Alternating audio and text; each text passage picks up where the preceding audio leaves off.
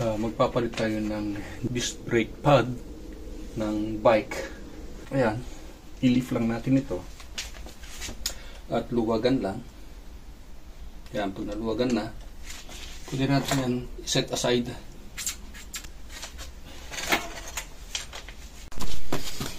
So ito guys, kailangan natin ng Allen key. Luwagan natin ito.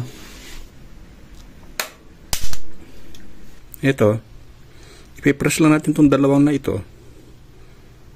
Yan yun. Then, makukuha na natin yan dito.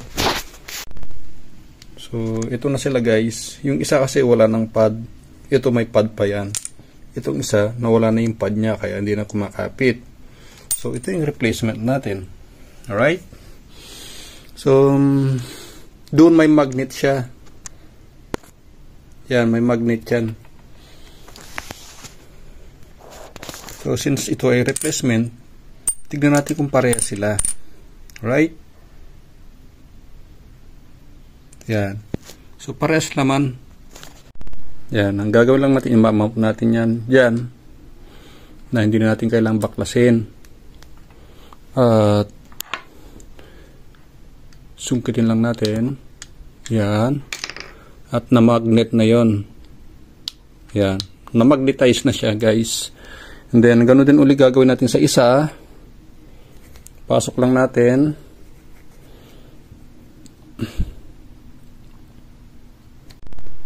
Yan guys, nailagay na yung dalawa.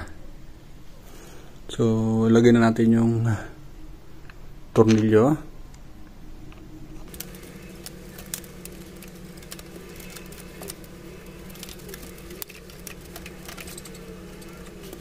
Gas natin. Yun o. O, diba?